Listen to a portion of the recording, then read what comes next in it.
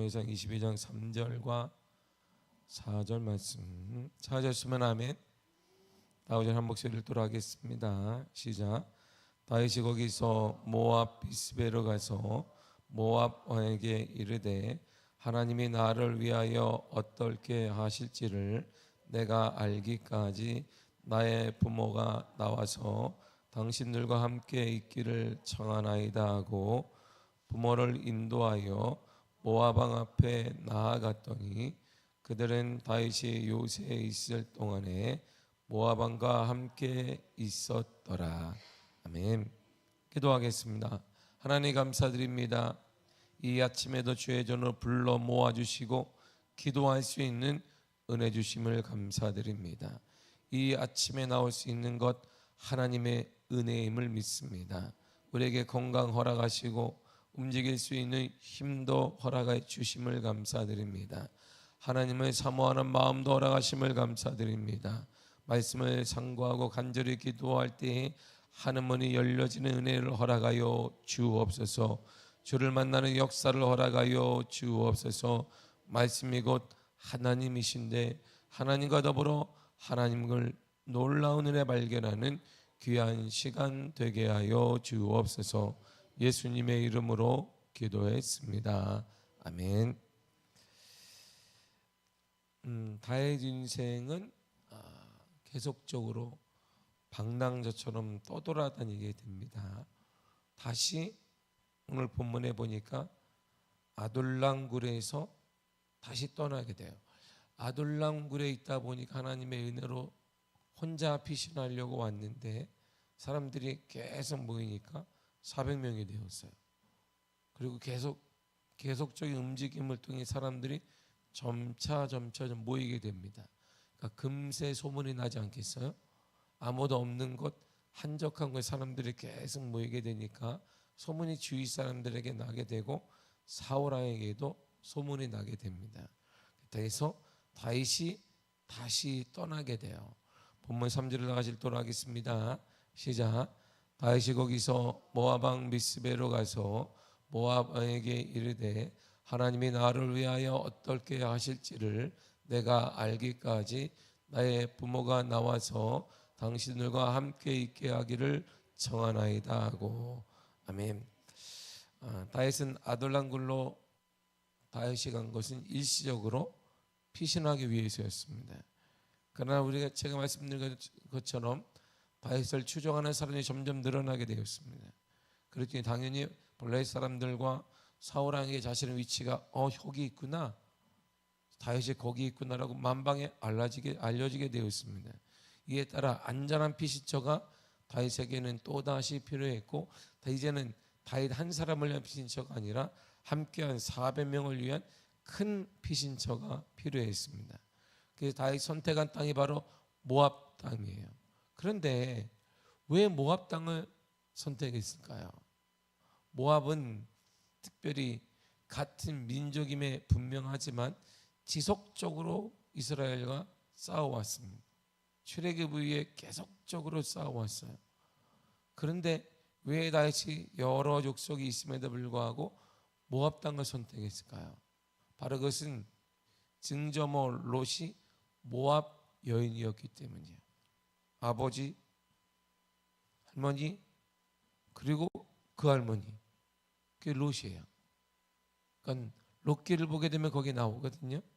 롯기의 후손 중에 한 사람이 바로 다윗입니다. 그러니까 우리가 룻의 하나, 둘, 셋, 세 번째, 이 3대째 누가 나오냐면 다윗이 나왔어요. 그러니까 결국 자신에게도 무슨 피가 흐르냐면 모압 피가 흐르고 있다라는 거예요. 그러니까 사람들이 얘기하기가 편하단 말이에요. 룻기서 1장 22절을 보면 이렇게 나옵니다. 시작. 나오미가 모압 지방에서 그의 며느리 모압 여인 룻과 함께 돌아왔는데 그들이 보리 추수 시작할 때에 베들레헴에 이르렀더라. 아멘. 보세요.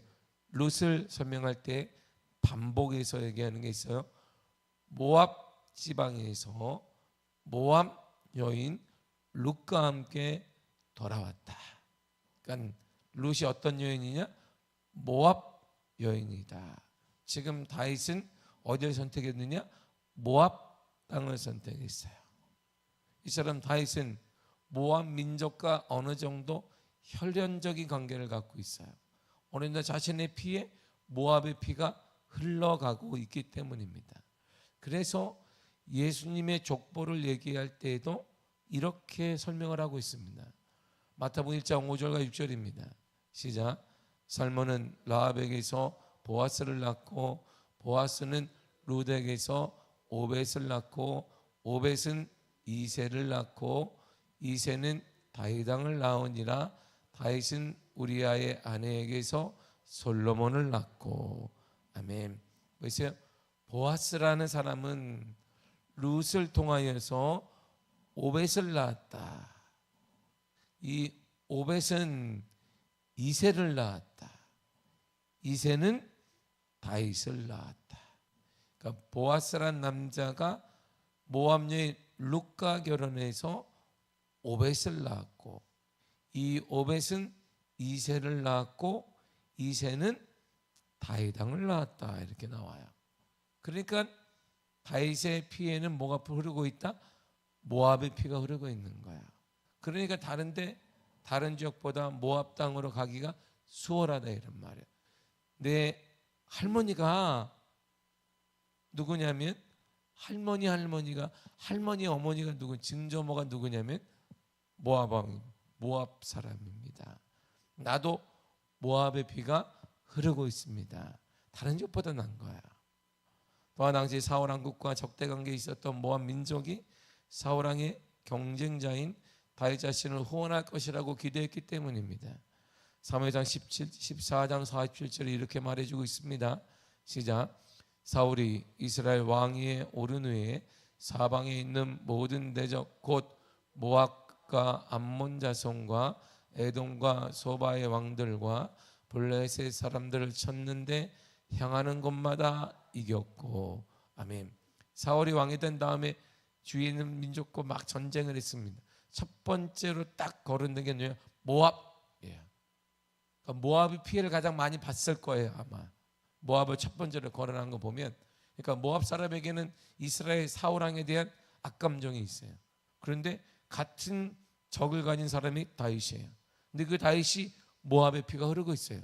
그러니까 온다 그러니까 좋아, 가자, 와라. 그래서 수용하게 되었습니다. 그리고 일단 피신했다가 다시 이스라엘 땅으로, 다윗은 최종적인 목표는 도망다니는 게 아니라 이스라엘에 돌아가는 거야. 그래서 이스라엘 땅으로 돌아가기 적당한 거리에 있었던 곳이 어디냐면 모압입니다.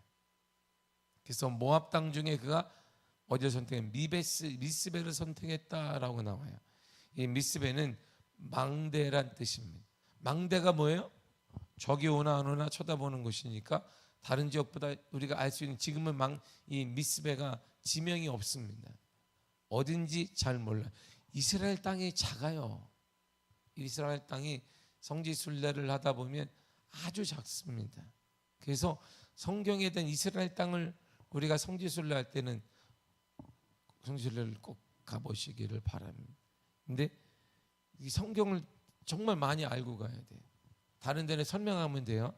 제가 오늘 사도 바울의 일정을 따라갈 때는 이게 어디입니다 하지만 이스라엘 땅은 경상남북도 땅인데 사막 빼고 경상남북도 땅의 나라 하나가 거기 그런데 900만이 살고 있어요. 그 땅에. 그런데 사막을 또 빼요. 이렇게 해서 사막을 빼면 남는 게 얼마 없어요. 그래 여기서 아말렉 전투 여기 있고 예루살렘 여기 있네, 다윗 왕이 여기 있네. 되게 작아요. 그러니까 지식이 이게 막 성경의 지식이 없으면 이게 어디야 여기가, 갔다 와가지고 사진 찍었네. 어디지? 구글 찾아봐. 다시 구글 찾아봐가지고 내가 간 데가 어디였더라. 잘 몰라. 이스라엘 땅이 작아요. 아주 작습니다. 그런데 지금 이 이스라엘을 근방으로 해서 이 미스베라는 지역을 어디인지를 몰라요. 정확히 어딘지가 판명되지 않았습니다. 그런데 이 미스베가 바로 망대란 뜻인 거 보니까 높은 지역일 것이에요. 그리고 다윗에게는 그런 적이 필요했어요. 왜? 항상 경계를 해야 되잖아요. 이렇게 사울왕을 경계해야 되니까 높은 지역이 필요했을 것입니다. 지명에 가는 의미를 볼 때 아마 모압 평지 가운데 아마 높은 지역 중에 하나를 선택했을 것입니다. 이처럼 다윗은 고지대에서 모압과 사울의 형편을 관찰할 수 있는 곳을 선택하며 피신처를 삼았습니다. 근데 여기서 다윗의 신앙을 엿볼 수 있는 게 한 단어가 나와요. 3절은 뭐라고 하냐면 하나님이 나를 위하여 어떻게 하실 줄 내가 알기까지, 여기에 내가 알기까지 내 부모를 좀 맡아달라 이렇게 말해요. 그러니까 다윗의 관심이 어디 있어요? 하나님이 나를 위하여 어떻게 하실지 내가 알아야 되겠습니다. 누구에게 말하는 거예요? 모압 왕에게 말하는 거예요. 모압 왕은 하나님 믿어요? 상관없어요. 그가 하나님 믿더라면 다시 하나님 믿는단 말이에요. 그러니까 모압 왕을 찾아가서 하나님이 나를 위해 어떻게 할기를 내가 알기까지 그 시간이 필요한데 모압 땅을 좀 달라는 거예요. 이것은 하나님께서 자신과 함께 하신다는 사실을 굳건히 믿고 있는 것입니다.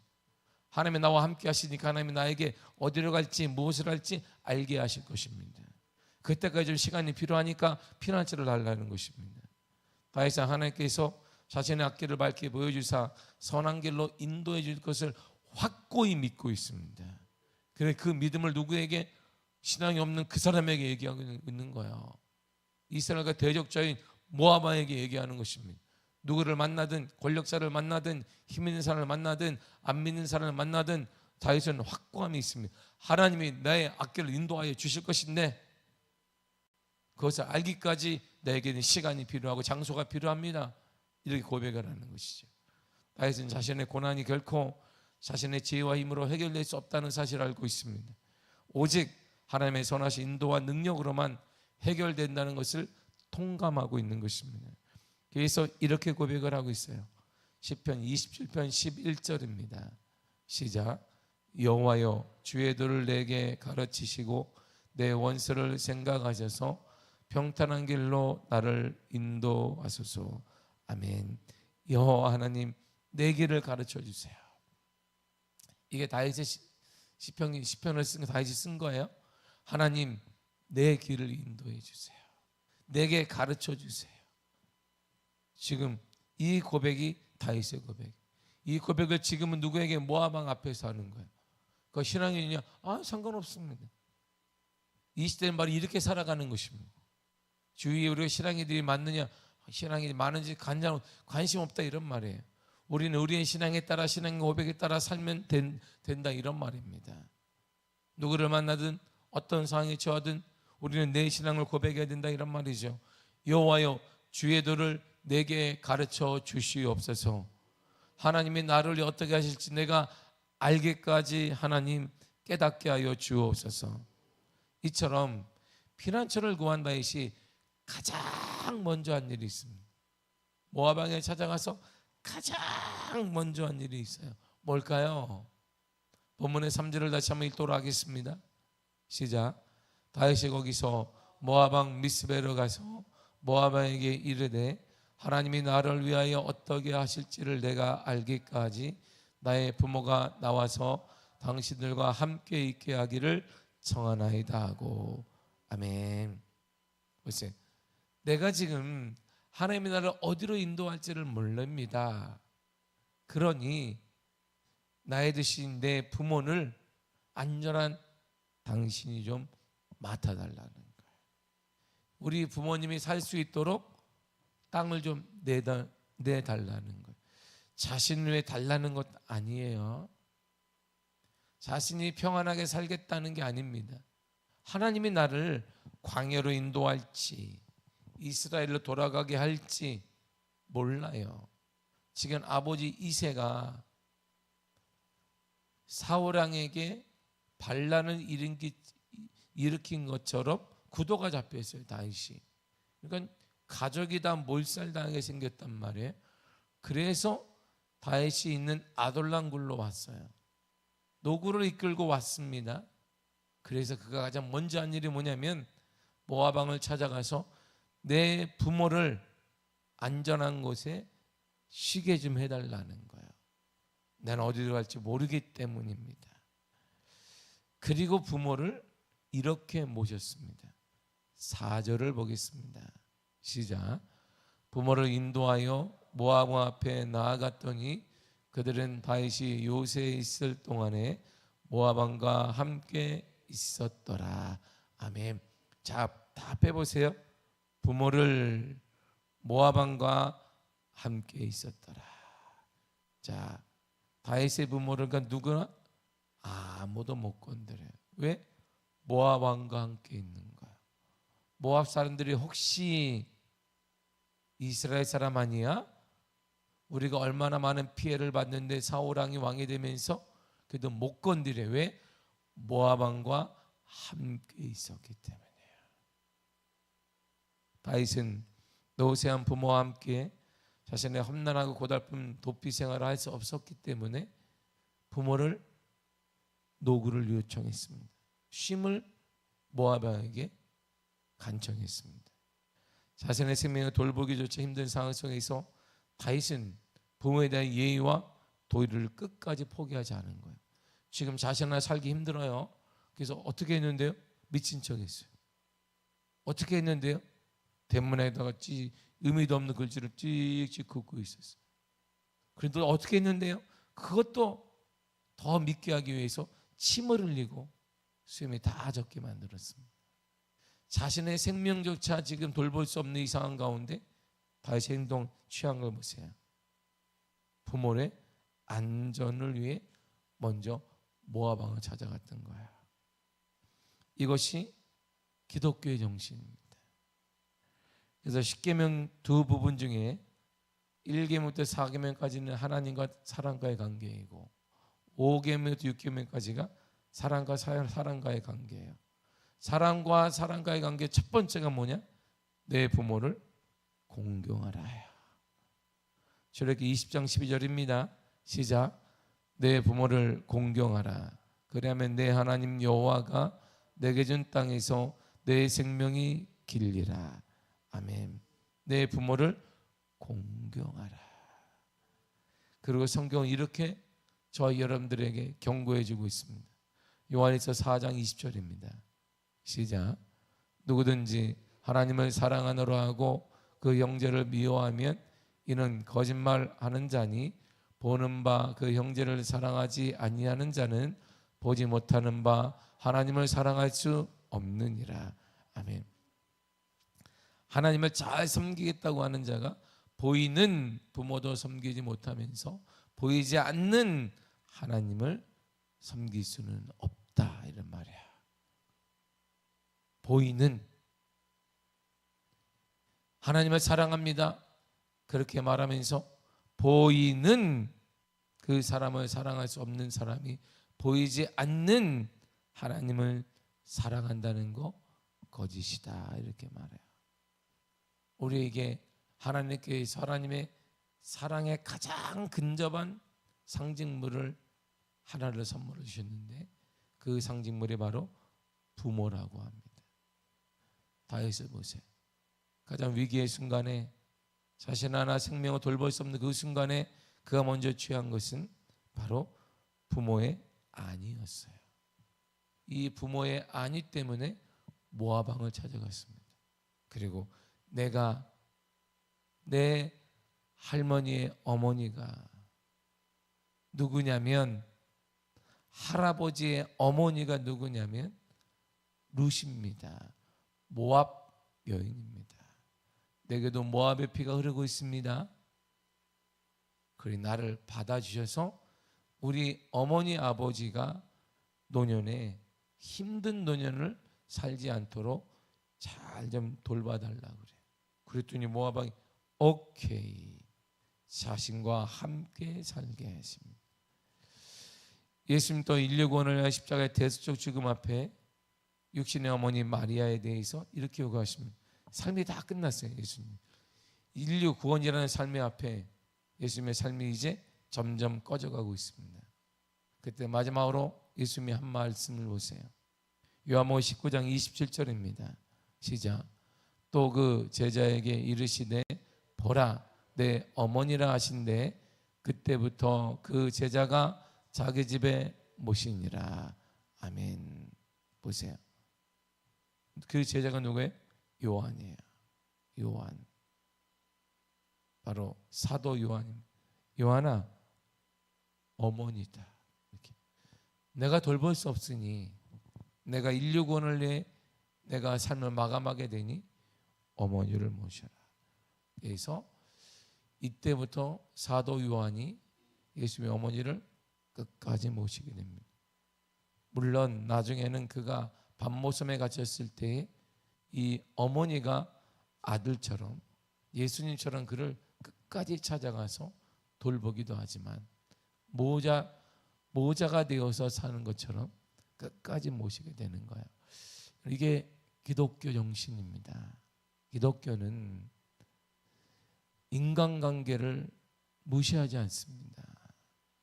기독교는 삶의 모든 근본에 있어서 부모와 자녀의 관계에 대해서 정확하게 설명해 놓았습니다. 이 시대가 무너져가는 것 중에 하나가 뭐냐면 자녀와 부모의 관계가 무너져가고 있습니다.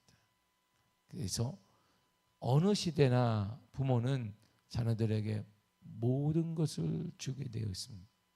이것이 부모의 본능이기도 합니다. 그러나 예전과 다른 것은 예전에 자녀들은 부모에 대한 책임과 부모에 대한 생각이 남달랐습니다. 근데 지금은 자신들 하나 돌보기 힘들다는 시대적 상황 때문에 부모에 대해서 그들이 손을 놓을 때가 많습니다. 그리고 국가적 책임이다라고 말을 하기도 합니다. 맞습니다. 그럴지도 모르겠습니다. 그러나 기독교의 원정신은 그렇지 않습니다. 주님은 그럼에도 불구하고 동일하게 말씀하고 있습니다. 내 부모를 공경하라.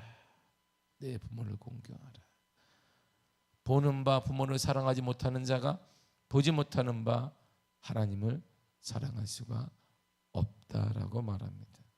예수님도 인류의 삶을 이 땅의 삶을 마감하기 전까지 당신의 육신의 어머니인 마리아를 끝까지 사도 요한에게 책임지고 돌봐줄 것을 당부했던 것을 보게 되는 것입니다. 이제 우리가 늘상 하는 얘기가 있어요. 이제 좀 깨달아서 부모에 대한 사랑을 알았더니 안 계시더라 이렇게 얘기하는데 후회하지 말고 늦지 말고 하나님의 은혜로 우리에게 맡겨주신 부모라는 이름은 뭔가 참 많은 걸 물려줬기 때문에 금수저를 나를 만들어줬기 때문에 부모가 잘 모셔야 되는 게 아닙니다. 오늘날 성공의 조건이 그거예요.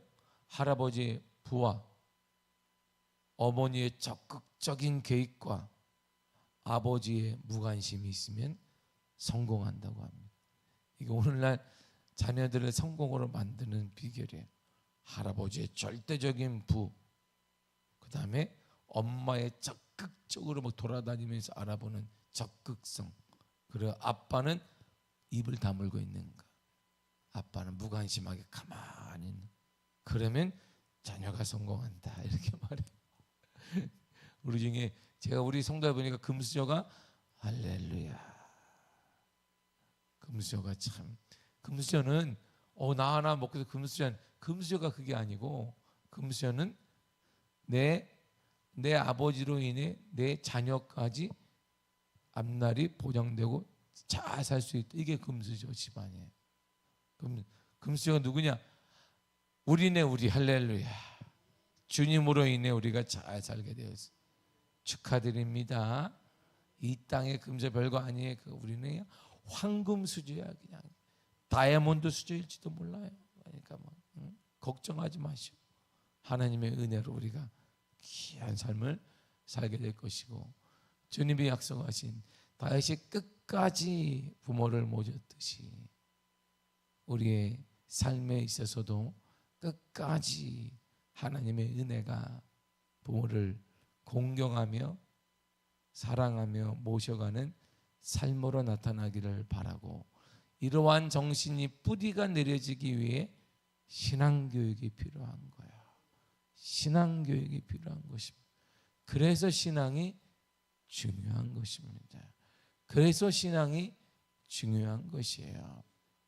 새롭게 하소서 시티스에서 보니까 유명한 젊은 배우가 나와서 더 글로리라는 그 드라마에서 여자 악역을 담당했던 친구가 나왔습니다. 자기 간증을 하는데 제가 어제 간증을 쭉 다 들어봤어요. 그러니까 이야 신기하다. 젊은 아이가 자기는 너무나 바쁘다는 거예요. 그 이후에 막 드라마가 계속 섭외가 되어서 너무 바쁘다는 거예요. 자기가. 그런데 하나님의 은혜로 지금도 뭐 주일날 예배를 3번 드립니다. 그렇게 너무 바빠가지고 5번 다 드려야 되는데 어릴 때부터 교육이 그거 있어요. 집사님이에요. 그냥 엄마 아빠가 얼마나 고지식했는지.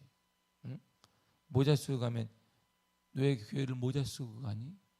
그러니까 우리 청년들 나이밖에 안 되는 교회를 누가 모자 쓰고 가? 응? 머리 안 감았니? 목욕을 전날 다 해야지. 그 얘기를 엄마 아빠가 가르치. 지금도 자신의 언니하고 둘이 사는데 부모님은 다른 데 살고 근데 교회 갈 때마다 그렇지 교회 앞에 가면은 언니하고 자기 모자를 다 벗고 간다는 거예요. 이렇게. 모자 쓰고 가면 안 돼. 왜? 습관이 돼가지고. 옷을 왜 그렇게 입니? 어릴 때부터 그걸 딱 가르치. 지금 뭐냐니까 주일학교 그 유명한 탤런트가 주일학교 선생님이에요. 주일학교 선생님하고 11시 예배를 또 드리고 청년 예배를 다시 드린다는 거예요. 자기는 일주일에 3번 주일날 3번 드리는데 예전에 다 드렸어요. 예배를 모든 예배를 다 드렸는데 바빠가지고 못 드린다는 거예요.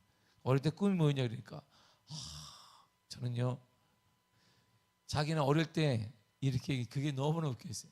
세상에 직업이 딱 하나만 있는 줄 알았대. 목사라는 직업만. 왜? 부모님 맨날 손잡고 가는 데가 교회 어릴 때 놀러 가본 적 없는데 교회만 맨날 데리고 가 엄마 아빠가. 일어나면 새벽 예배 가고 그리고 자기는 어린 예배 딱 드리면 다른 애들 막 놀고 있는데 일로 와 그러면 언니하고 손잡혀 가서 이 개척교회 거기서 딱 11시 예배를 드리고 있는 거예요. 다 같이 이렇게. 그래서 자기는 세상에는 목사님밖에 직업이 없나 보다. 그럼 나도 목사가 돼야 되는 거 아니야? 그래서 자기가 어릴 때 초등학교 때 여기다 뭐가 썼냐면 꿈 쓰는 거에다 여자 목사. 여자 목사가 더 멋있겠다. 여자 목사 썼다는 거예요. 왜 썼냐 그러니까 세상에 직업이 그거밖에 없는 줄 알았다는 자기는. 아빠 엄마가 뭐 하는지도 몰랐어요 그때 어리니까. 근데 하나는 알았다는 거예요. 교회 가야 된다. 교회 가야 된다. 주일날 되면 교회 가야 된다. 놀다가도 교회 가지고 자기는 앉아있다는 거예요. 금요일날 되면 교회 가야 된다. 그 바쁜 사람 어릴 때부터 신앙교육을 받았더니 얘기하는 거예요. 지금도 지금 이 친구가 뭐냐 그랬더니 올해 꿈이 뭐냐 그러니까 성경 대피를 하는 거예요. 이 바쁜 와중에 자기가 드라마 찍다가도 와서 쉬는 시간에 뭐 하냐면 대피를 하고 있어요. 올 한해 하루에 2시간 반이면은 다 쓸 수 있습니다. 이렇게 얘기해요. 그리고 거기 있는 사회자들이 동일하게 하는 우리가 회개해야 된다는 거예요. 거기는 다 진행자들이 우리가 회개해야지. 우리가 회개. 신앙교육도 자녀들 못해. 열심도 없어. 성경 대필도 못해. 그걸 하고 있는 거야. 성경 대필. 꿈이 올 안에 자기가 할 일. 이렇게 얘기해요. 그 말이 정말 같습니다. 예전에 자기는 내가 하나님을 위해서 뭘 할 수 있을까 기도했다는 거예요. 그런데 어느 순간에 기도하다 보니까 내가 하나님을 위해 할 수 있는 건 한계가 있다는 거예요. 그래서 요즘 기도를 바꿨다는 거예요. 하나님이 내게 뭘 원하실까? 그러면 다 드릴 수 있다는 거예요. 원하시면 내 인생을 다 드릴 수 있어요. 그래서 내가 진짜 목사가 됐으면 딱 좋았을 텐데. 그랬더니 여기 사회자께서 도대체 그 교회 어느 교회야? 왜요? 그러니까 우리 애들을 좀 보내게. 당신한테 우리 애들 교육 좀 시키라고, 우리 자기 자녀 교육 시키라고 제가 얘기를 쭉 들어가면서, 이야, 무서운 거예요. 평신도에, 평신도 엄마 아빠한테 그 젊은 탤런트가 이 아이가 배운 거예요. 계속. 잘 살았느냐니까 자기는 가장 큰 부담이 학원비 25만 원을 엄마 아빠가 나 때문에 내는 게 가장 스트레스였다는 거예요. 학원비 25만 원 매달 내는, 그거 볼 때마다 왜 형편이 어려웠다는 거예요. 그만큼 자신은. 그럼에도 불구하고 하나님이 나를 인도하시고 쓰실 거야. 늘상 들어왔던 말, 엄마 아빠로도. 그리고 예배, 기도, 이게 젊을 때부터 얘가 배운 다예요. 세상의 직업은 하나, 목사님. 그랬더니 결국 하나님이 저렇게 쓰신다는 거예요. 부모를 공경하게 만드는 것은 우리가 가르치는 게, 내 부모를 공경해야 되지 않겠니? 성경에서 말해, 이게 아닙니다. 신앙교육이 되면 신앙의 기본에 따라 부모를 공경하고 봉양하게 되어 있다는 것입니다. 더 늦기 전에 우리가 할 일은 손자이든 자녀이든 신앙교육을 해야 합니다. 신앙으로 자라게 해야 합니다. 믿음으로 자라게 해야 됩니다. 그럴 때 하나님의 선한 은혜가 나타나게 되고 하나님이 쓰시는 역사가 일어나게 될 줄 믿습니다. 기도하겠습니다. 하나님 감사드립니다.